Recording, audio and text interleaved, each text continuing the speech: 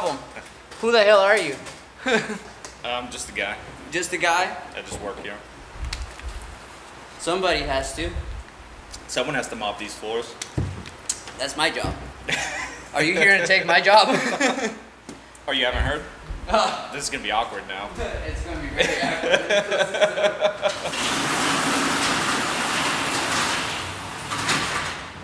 Well, you heard it first, people. This is my replacement. I'm going to be a little girl and drink some Red Bull first. Gives you wings. I need them right now. Yeah, we all do. But seriously, who are you? What's your name? Where are you from? What do you do? So I'm Andrew Pereira, originally from Massachusetts. Moved out here to Texas 5 years ago. I started with detailing probably about 8 years ago. I wasn't that serious about it. It was just like a side gig. Mm-hmm. You know what I mean? Like it was a side gig. It was fun for me. I had a full-time job where I had the leeway to wash my own truck or work on my own cars. So it was only a 3-man crew at the time, and I'd get through my work in at least the first hour of the shift. So then I'd have 7 hours. Sometimes I'd work a double shift, so I'd have like 15 hours to do anything I wanted. So I just started taking pride in my vehicles, and I started cleaning them, and I actually enjoyed it. So I wanted to learn more. And I think it was probably a year into it that I started doing other people's vehicles, and then that's when it started getting more advanced. When people were like, hey, can you get the scratch out? And I was doing everything by hand. Like rubbing compound, school. like, trying to get those scratches out by hand, like, no way, I can't do it. I can make it shiny. So then I started doing more research into it, and I ended up buying a porta cable, and I taught myself how to polish by watching YouTube videos. I was watching Mike Phillips videos and polishing my own truck. Mm-hmm.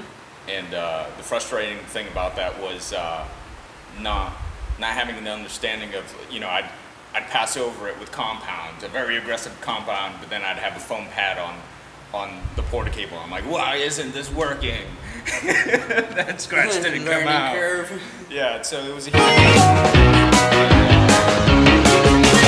it got to the point where we were looking to move out of Massachusetts anyway. I found a job down here, transitioned down here, and then that's when it got more advanced for me in the understanding of paint correction and how to actually take care of scratches, but it was still self-learning for the most part. Right. And a lot of trial and error. It was a lot. I was humbled a lot.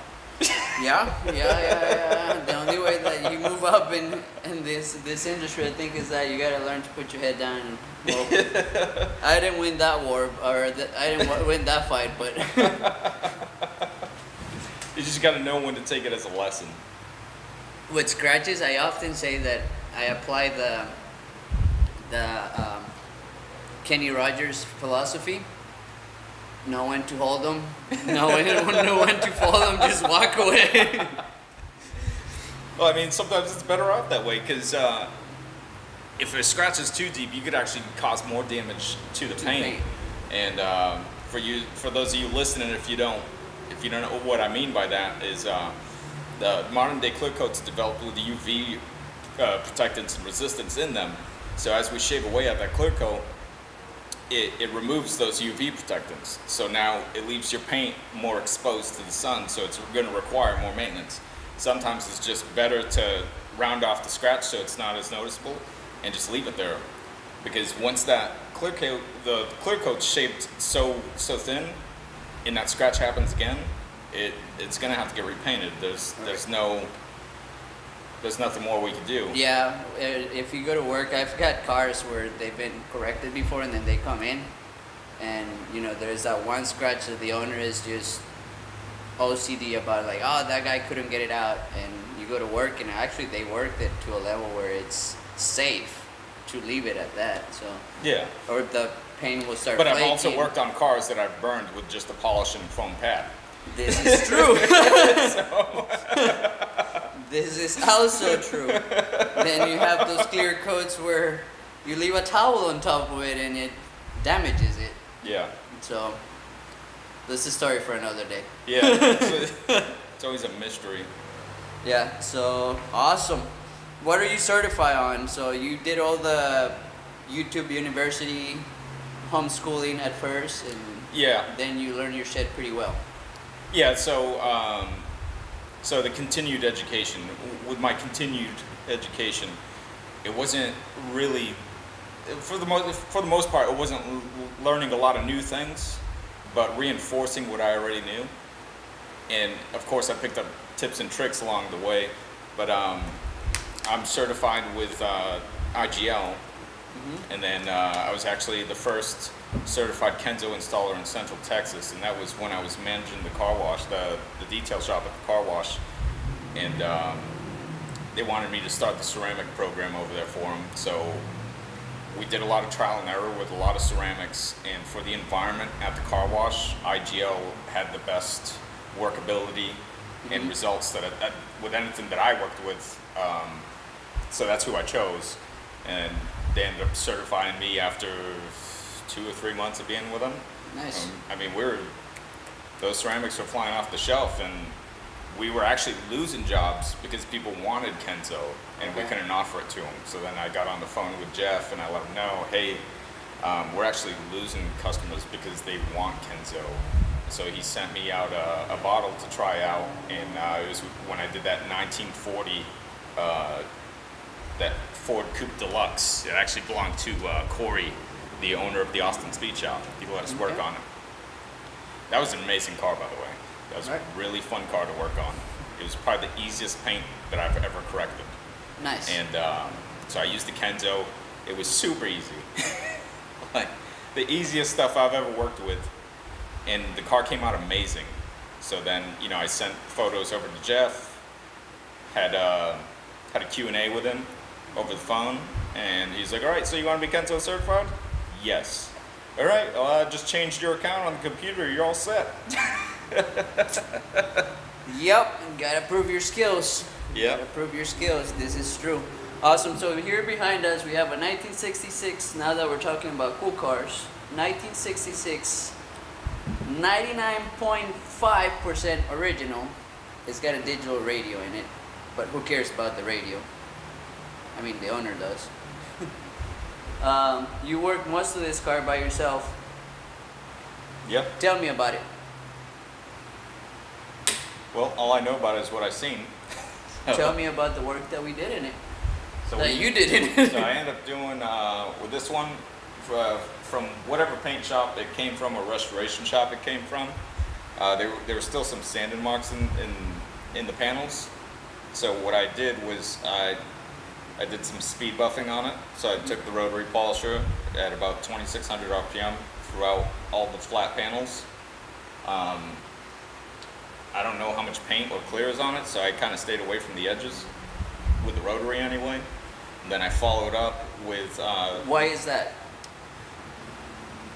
Why did I stay away from the edges? Yeah, So well, I know why, but they want to know they why. want to know why. I stay away from the edges with speed buffing, well, with the rotary anyway, because the rotary can spin up to 35 miles per hour, and it generates a crap ton of heat. So I want to stay away from thin edges or anything like that, because I could burn right through the paint in a matter of seconds. It can be weaker at those. Right. At those. And I don't know how much paint or clear is on this from whatever body shop. Whereas if it was a factory paint job, you would have an understanding. You know, if it reads 3 mils, 4 mils, 5 mils, you know how much paint is on there and how much clear is on there from the factory. But when it's aftermarket paint, you don't know how much clear coat the aftermarket installer laid on.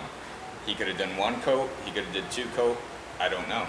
So those mils, when you're reading aftermarket paint, those mils literally mean nothing to me because I don't know who painted it. Whereas if it was the factory, that's all data sheets, you have an understanding. So I stay away from the edges with the rotary because I don't want to burn any of the paint. I don't want to cause more damage like we had discussed earlier. Yep. I don't want to cause damage to it. It's here to get rejuvenated, not to be damaged. Right. So I went through the whole thing with the rotary first, and then I followed up with a wool pad on a DA, and that was to clean up the sanding scratches just a little bit more, and clean up the swirls I left behind with the rotary. Right. And then after that, I followed up with a polish and a foam pad, and that's how I finished. And then after that, we did deep cleaning of the engine, the interior, the hubs, and got it all prepped for coat. And then when I came in this morning, I did 2 coats on the paint. We did CarPro C-Quartz followed by CarPro Gliss. On the rims, I did that Adams wheel. Yep. What is it, the ceramic wheel? Yep. Adams ceramic wheel. On the engine, we did Nanotech. Nanotech Diamond Oxa X, Diamond X. So we sprayed the engine. We didn't go in there by hand. We sprayed. We shot the coating into the engine bay. Yep. To get every surface that we could, and all we leveled off was the chrome areas, because those will stand out if we don't level out the coating. It'll actually look like a rainbow effect, and that just looks sloppy. You don't want that. And then on the glass, I did the G-Technic glass. I did the Guyon fog on the interior glass. On the interior glass. We did Guyon preserve on the seats. Yep. And the panels, and nanotech coating on Fabric, on the fabric. That bottle was unlabeled. It's not my fault. Nanotech fabric. What is this, amateur hour? I'm here. But yeah, that was all we coated. So the entire car got a pretty good hand. Yeah. It was brought back. We're gonna go ahead and attach videos of the part of the process and a final walkthrough at the end of the YouTube video podcast whenever that goes up in the air, so you'll be able to see it there in a few days whenever I get around to that. So yeah, 1966. The owner is extremely particular about this one. It took a little bit of convincing to get him to bring it here. He wanted us to do all this work in his garage, which I wasn't very comfortable with, just because you know the level of hiccups that you gotta overcome when you're doing this kind of work. Yeah, so this kind of work is not something I can do or we can do outside. This is very meticulous work. We need to be in a controlled environment with all the tools at our access to do something of this extent. It just needs to be done in a shop. I mean, technically, yeah, it can be done outside, but it's not going to be the best quality if it's done outside or in a place that I'm not comfortable, where I don't know where everything is. So I prefer to be in my own element, in my own environment, to do this type of work. The chrome also got some coating, it got some polishing, it got some love. It looks amazing. Yeah, so I just hit that with quadruple lock steel wool and glass cleaner, and I usually write that down. Yeah, do not. If you're gonna use steel wool on metal or any kind of chrome, I always suggest you use quadruple lock, and that's 4 zeros. For those of you who aren't good with math. You're offending the viewers. No, I just don't want to be sued later. Oh. So quadruple lock, steel wool, and glass cleaner as more of a lubricant.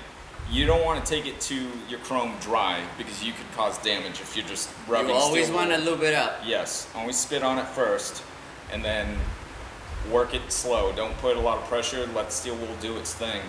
And then I hit it with the prep, and I coated it with the CarPro. Yep. Looks pretty freaking amazing. I wasn't available this morning for the coating part of it, at least not for the exterior and the interior. I was here for the engine part. Barely. Kinda. Momentarily. And then you're surprised you're getting replaced. I'm glad I'm introducing the new good guy to all of you. It's good knowing all of you. It's just a lateral demotion. Mm-hmm. He's only getting deducted on pay, not experience or responsibility. I don't get paid, so... Well, now you're paying. My days off are going to be taken now you're paying to work here, so...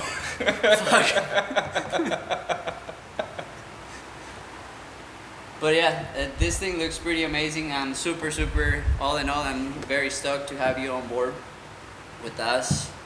It's a It was a process to get you here, and I am very, very thankful that you are here. Yes, sir.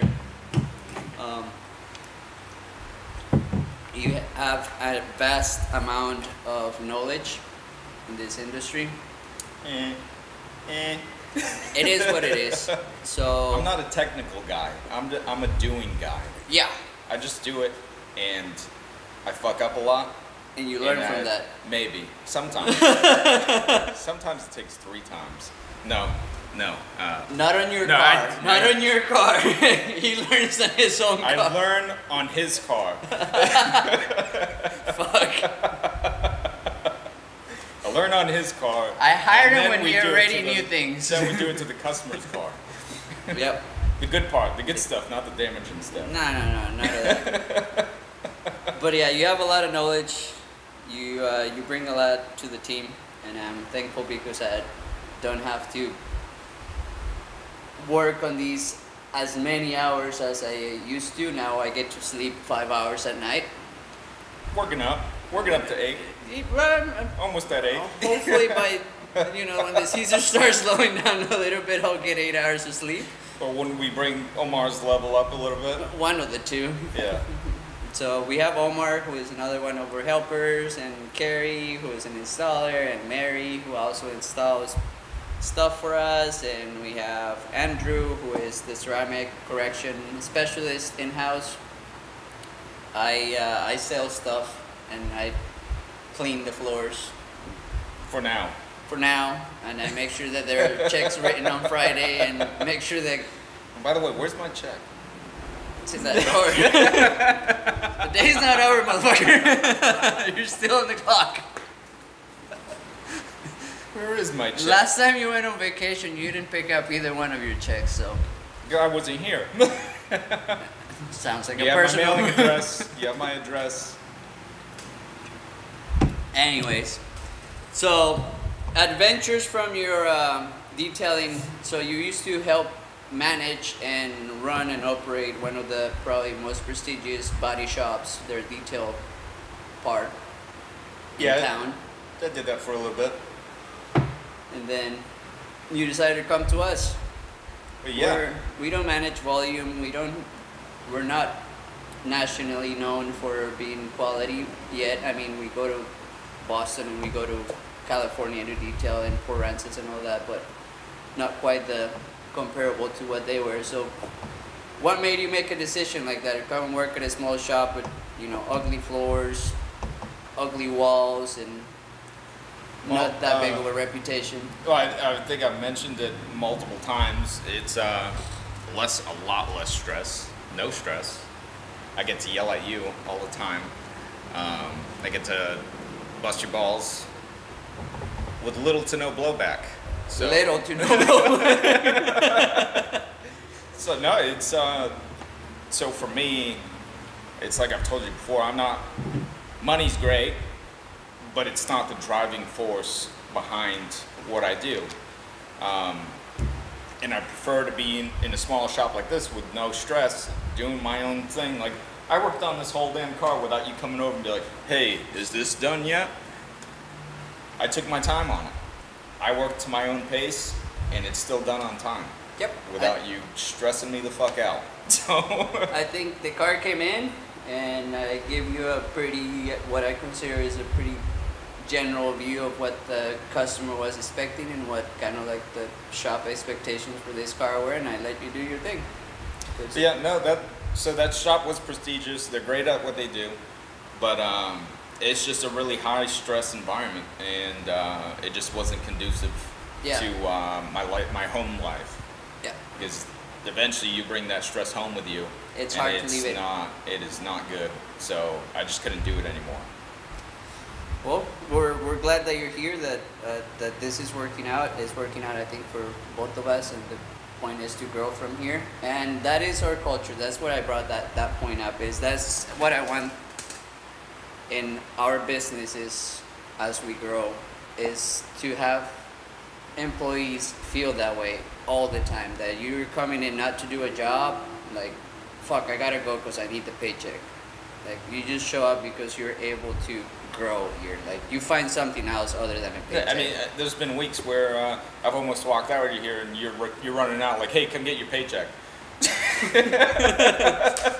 Don't you like money? I'll cash it. But it's not like the other place was like, give me my fucking check, I want to get out of here. Yeah, so that's the culture that I've always wanted to create, especially I think let's be real, in the in the car industry, if you have a nice car, more than likely you have an attitude that comes behind it. And it's not if you own it, it's if you sell it or if you maintain it, or it's more towards that end. This industry, but I feel like that could be applied to any industries, that there's a lot of people that are ego driven. Yes. And I'm just cleaning fucking cars, man. That's all I'm doing. Super fucking advanced janitors. Yeah. I'm just making your car shiny. That's it. Yep. I mean, it's gonna cost you though. I ain't cheap. We do brown work with white price tag. And that is very racist. The brown guy said it down in there. We're not gonna edit this part out. We are who we are. No, we keep a good sense of humor. I think that's key to the work environment, is keeping a good sense of humor and kind of when it's time to get it. You definitely have to develop a sense of a reverence that you got to take. It can't always be serious all the time, because that's where the stress comes from. Yep. Like, you can't just be mad at life all the damn. Like, you got to take something serious to some point or to some degree, and just laugh about it. Yep. So, when you started detailing 8 years ago, if you compare how you saw detailing 8 years ago versus how you see it today, where's the biggest difference? Where's the biggest change? Well, when I first saw it, I thought it was a lot more difficult than it actually is. But I mean, that could be applied to anything really. Once you start doing it, you get into the groove of it. And I think my problem was reading into the ego-driven detailers that they get really scientific for some reason. They try to sound like chemists, and it's like, oh my god, I need to know all this. To some degree, yes, you kind of do. You need to at least understand what you're doing to the paint when you're polishing it. But like pH levels and all that, out the window. I don't know any of that.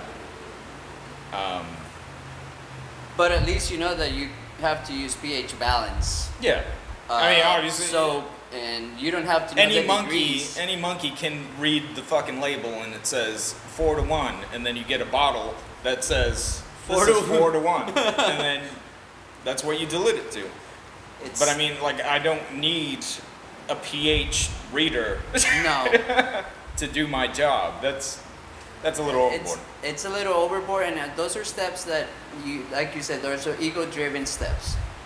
Because it's for you to tell somebody that maybe part of it is ego-driven, but then there are actually dudes that are just that OCD and they want to know it, and then it's usually a handful of guys that they do that kind of work, and that's their main income is that kind of work. They're always booked and they're doing that kind of work, but literally that's a handful of people. Yeah. In the whole industry, it's not everyone. No, it's but not. Everyone wants to be that guy. Everyone wants to cater to the 1% of clients. I just want to clean cars and get paid. I don't care if it's a Mini Cooper. I don't care if it's this. I don't care if it's a Ferrari. It's a car. It's a car. I don't drive it. It's paint, and I think that's where I get the glory of. For me, that's the glory is. I've said it before. I cleaned this Mercedes when I was almost out of the industry after I sold the car wash and all that.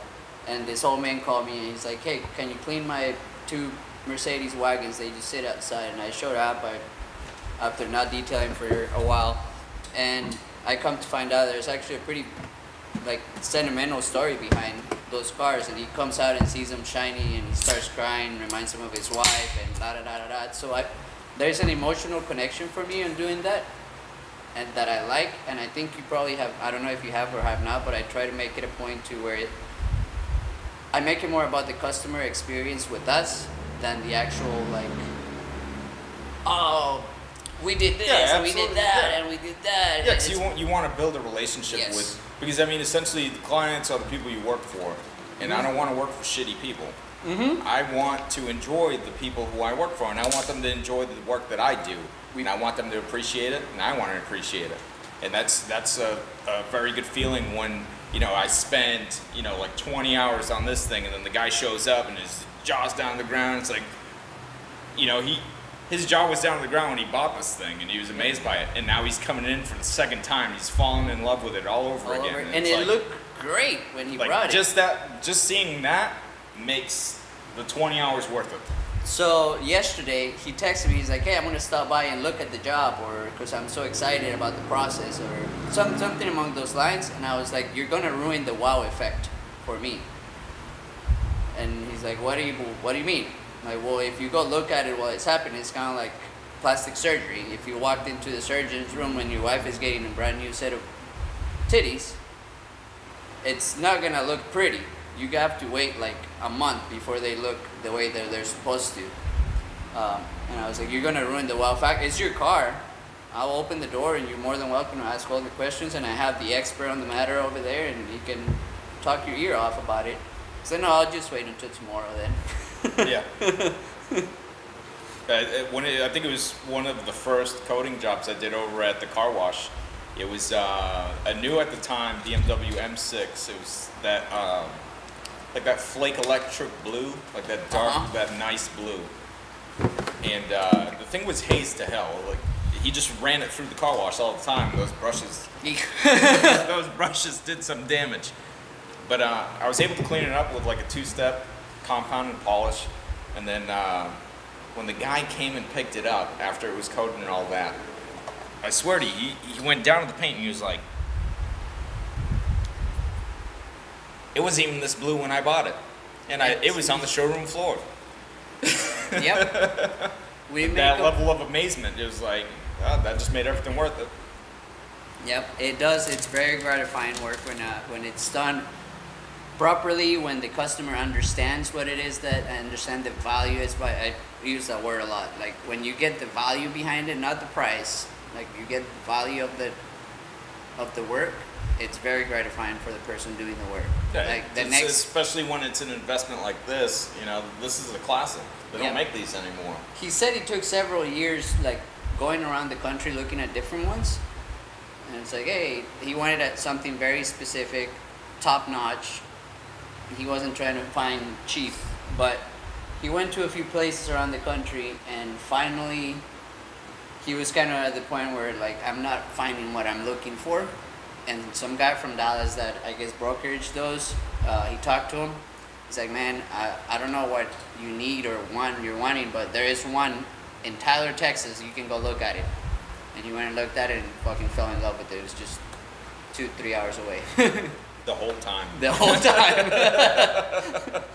So yeah, he's super into his cars. We did his BMW right before this one. He's still texting me, "Man, that thing looks glorious." I got a text message late last night that was like, "Man, I'm sitting in my garage." You're gonna get more after this. Do what? You're gonna get more after this. He's just gonna keep texting you all day. Oh yeah, it looks amazing. Yeah. I looked at it from the left angle. Yep. And then 5 minutes later, I just looked at it from the right angle. And that's why we do what we do. It does look pretty amazing. You did wonderful, man. Words of wisdom for the up and coming detailers. Research. Do your research. Don't take what anyone says to you to heart. Like we said earlier, it is an ego-driven industry for the most part. So you want to weed out, especially the down talking. That's why I got off of all those detailing forums. There's a lot of down talking. A lot of bashing. But yeah, everything you have a question to, just research it. It's out there. You have the internet these days. It's even gotten more advanced since I started. There's videos for things. There's and don't just watch one video and be like, okay, that's how I got do it. Watch multiple videos, because there's really no wrong way to detail. There's a million ways to do it. There's a million ways to get this result. I just have my own way of doing it, and don't let anyone tell you that you're wrong. I mean, if you're washing the car with straight acid, you're wrong. Don't do that. But if you're going through the motions in a safe manner of, you know, you wash your car, you clay it, that, don't let anyone tell you, like, you're claying left to right, you idiot. You're supposed to clay back and forth. Like, that's madness. No. Stuff like that happens a lot, and it's stupid. Just find what you're comfortable with. Find the chemicals and the products you're comfortable using. Don't let anyone talk you out of those chemicals, because you'll just keep buying shit, and that's exactly. How many coatings we have on this brands? 1, 2, 3, 4 brands? Yeah. 4 brands of coating for 4 different surfaces. Yeah, so just, I mean, pick and choose. I mean, the reason why I picked IGL when I was getting certified is because, like I said, it worked the best in the environment that I was in. I'm not going to sit here and preach that IGL is the best fucking thing on the market. They're great. Don't get me wrong. They're amazing. But They are. if I find something that's easier, I'm going to use that. Find what's going to make you money the quickest. The whole thing of being fast and detailing is not moving fast. It's being efficient. Counting your steps. Using the right product that you're comfortable with. Like for glass, I don't use glass cleaner, I use ONR. It doesn't streak, and it's quick, and it's cheap. It works. Yep. Waterless wash. So don't let anyone shit talk you, just don't read the comments. Yeah, if you're gonna read the comments or like take what everybody Yeah, like, if behind you a read the keyboard. comments, you're gonna question your entire life. Yes. Yes. Gotta stay away from the comments. Stop following who you think is your competition. This is just personal advice. Stop following on social media who you think is your competition, and follow the people that you admire. Yep. Because if your competition is fucking up, and I kind of went for very, very few weeks, I went down that route, to where who I thought was my competition, I started making poor choices on what they were, you know, putting out there. I was like, well, if they're doing it, that must be the right thing. And I realized very quickly, like, no, if that works for them, it's for some other reason. And what works for me is this way, so I'm gonna not compare myself to this shop, or I'm not gonna put my shop in that level, because they're different. Even though we do very similar stuff to very similar vehicles, a lot of our clients kind of crisscross back and forth. So, but yeah, it's don't follow who you think your competition is. Everybody's gonna have something to say out there. Not everybody is gonna be right. And what you said, just count your steps, be efficient, do what's easy, what customers are asking. Research everything on multiple platforms. Not just don't read one thing and, you know, take it as God's word. Just always research. There's a lot of detailing gods out there. Yeah. Lots of detailing gods. As far as cars, what do you like? Fast or comfort? When I was younger, I used to own a bunch of cool shit, and then I had kids. Yep. Like my first car was a 2005 Dodge Neon SRT4 ACR edition. Nice. And then I deployed. I was in the military. I deployed, and when I came back, I took like $7,000 of my deployment money, and I said, engine. And it just took a bucket of $7,000 and just poured it into inside. the engine. That thing was about 500 horsepower capable. It was a monster.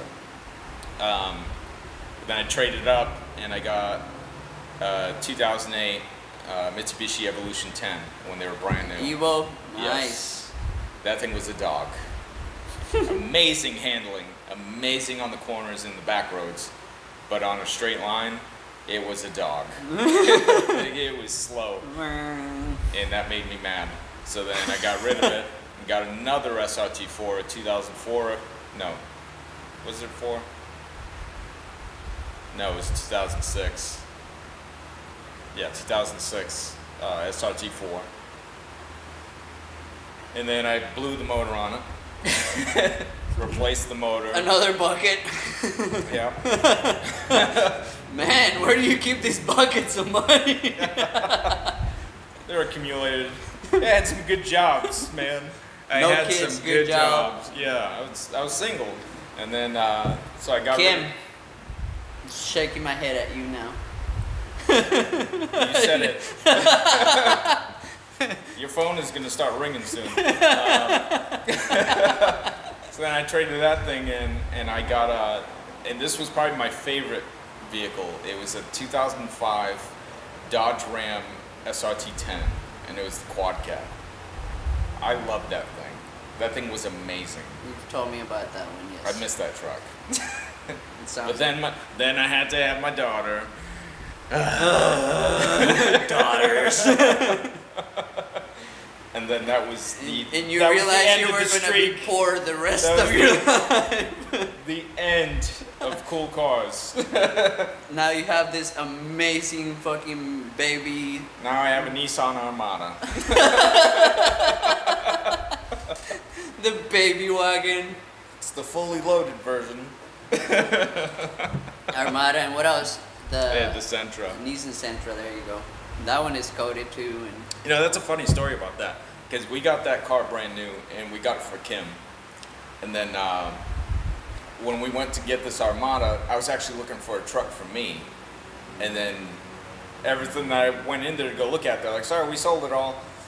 And then the Armada was up front, and she wanted to look at it. It's like, okay, I guess we'll buy you another car.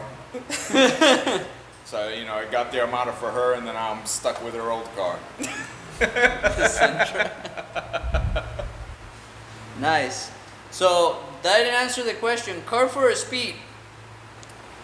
Now it's comfort. Now it's comfort. Now Baby's it's gotta be comfort. comfortable. Yeah. Kids gotta be comfortable. I'm not in a hurry to get anywhere anymore. I have a van now. I mean, it's It's a diesel. got a shitload of horses in it. Looks like a train when driving down the highway. Yeah. Yeah, comfort now, Comfort. for sure. If you were to get something fast, what would it be? I think about that a lot, and I don't know what the answer is, because there's a lot of cool shit. I mean, like, I always, even when you put yourself in that situation, like, if I had the money, and it's never anything like, oh, I want a Ferrari, I don't want any of that shit. See how expensive fucking maintaining those things is? It would maybe be a GTR. A GTR? A GTR or an NSX. NSX is that's a Or type. even an older NSX, like a 90s NSX. Oh, dude, Like, by those are a beautiful. mile. If I had the opportunity on the NSX or the Porsche that I want, I think I would go with the And NSX. like the NSX it's not a fast car, but it just looks amazing. It's just a super fucking cool vehicle, yeah. Yeah. Yep. Awesome. So we're reaching the end of this. Any words to close it up? What would you like to say? The mic is yours, brother. I got nothing to say. I got nothing to say. I work with him. I said it all. This fucking guy. See what I gotta put up with? Alright guys, thank you very much. Send me your questions if you do have any. I don't read the comments that often. And usually the first comment is not any good, I just stop there. So Fair enough. no, fuck this. Yep. Anyways, thank you, sir, for being here. Appreciate it. Appreciate all your work, your friendship, your effort, your knowledge, all of it. And hopefully we have many, many more of these. Yep. Maybe you'll become the co-host of the Good Guys Forum. Maybe. You Or maybe can- I'll just take the show. Alright, we're gonna leave it at this. Here I am offering the co-host seat, and he's like, no, fuck you, I'm gonna take it. I even let him sit in my chair. What the fuck? I'm the white guy.